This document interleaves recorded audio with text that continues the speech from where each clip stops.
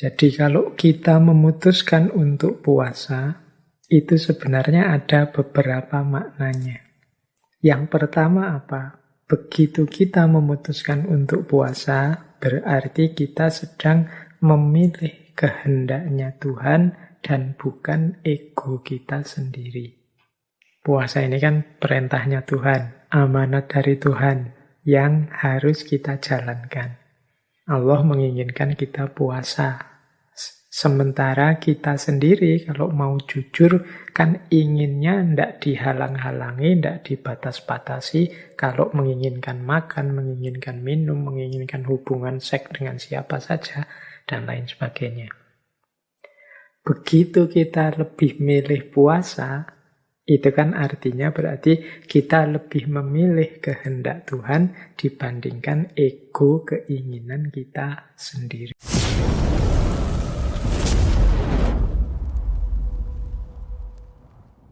Mari kita tengok sebentar hakikat dari tindakan kita berpuasa. Kalau saya memutuskan untuk puasa, itu berarti apa sih? Nah, ini kita sedikit bermain logika.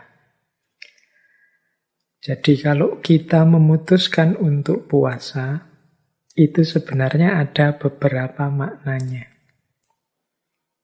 Yang pertama apa? Begitu kita memutuskan untuk puasa, berarti kita sedang memilih kehendaknya Tuhan dan bukan ego kita sendiri. Puasa ini kan perintahnya Tuhan, amanat dari Tuhan yang harus kita jalankan. Allah menginginkan kita puasa. Sementara kita sendiri kalau mau jujur kan inginnya tidak dihalang-halangi, tidak dibatas-batasi. Kalau menginginkan makan, menginginkan minum, menginginkan hubungan seks dengan siapa saja, dan lain sebagainya. Begitu kita lebih milih puasa, itu kan artinya berarti kita lebih memilih kehendak Tuhan dibandingkan ego keinginan kita sendiri.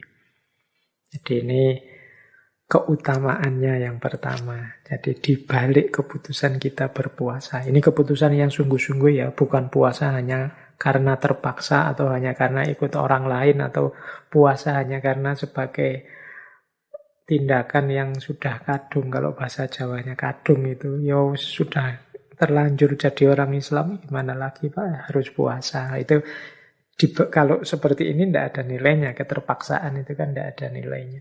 Tapi kalau kita dengan sadar memilih puasa, meskipun kita tahu diri kita ini sebenarnya lebih senang kalau tidak puasa, ini berarti menunjukkan bahwa kita lebih memilih kehendaknya Tuhan dibandingkan keinginan egois kita.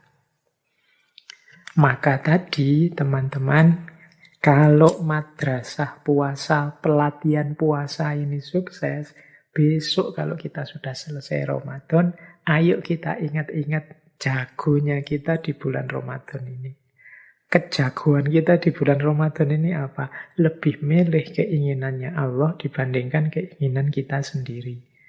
Kalau nanti setelah puasa ini kita masih bisa begini, berarti pelajaran kita di bulan puasa sukses.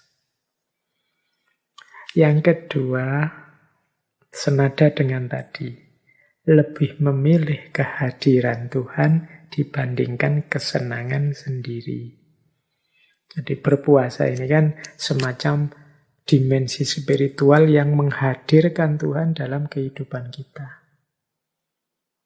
Sementara hadirnya Tuhan itu kan sering dalam tanda petik mengganggu kesenangan kita.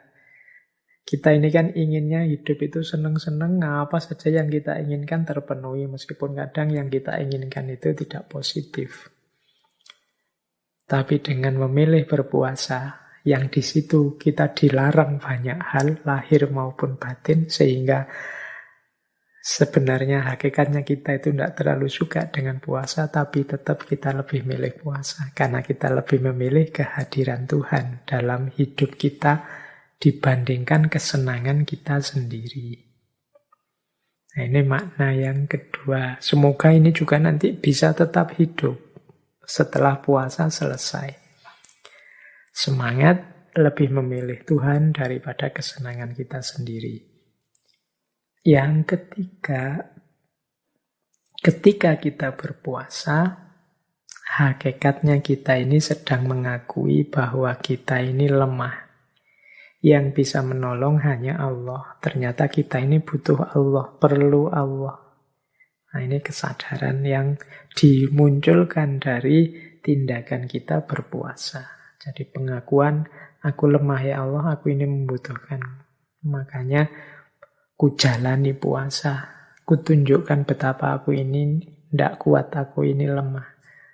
Banyak kekuranganku, hanya Engkau yang bisa membantu. Kemudian yang keempat, hakikat tindakan puasa adalah situasi ketika kita merendahkan diri. Merendahkan diri itu kan menunjukkan betapa kita ini lemah, betapa kita ini rendah. Kita harus berjuang mati-matian mengatasi godaan nafsu, ambisi, dan lain sebagainya. Tapi tidak masalah, karena kesadaran bahwa kita lemah itu hakikatnya menunjukkan kita sedang dalam proses untuk naik. Jadi ini agak unik, sadar bahwa kita lemah, tapi kesadaran bahwa kita lemah itu ternyata secara spiritual kita ini sedang meningkat.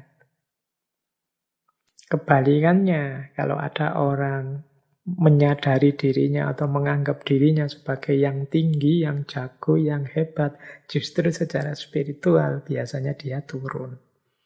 Nah, puasa ini momen kebalikannya.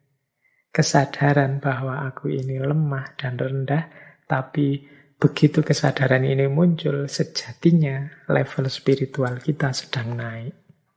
Banyak juga orang puasa yang tidak muncul kesadaran ini, ya mungkin karena puasanya banyak yang hanya formalitas, yang oleh Rasulullah disebut hanya mendapatkan lapar dan hausnya saja.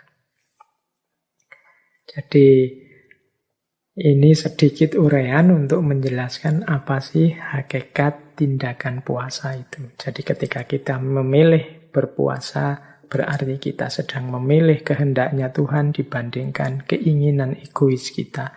Kita lebih memilih kehadiran Tuhan dibandingkan kesenangan kita sendiri. Kita memilih untuk mengakui bahwa kita ini lemah dan membutuhkannya. Tidak mungkin kita sukses, kita berhasil, kita jaya dengan daya kita sendiri yang lemah. Dan dengan itu sebenarnya level spiritual kita sedang naik. Jadi kesadaran bahwa kita rendah, sebaliknya menunjukkan spiritualitas kita yang sedang meningkat.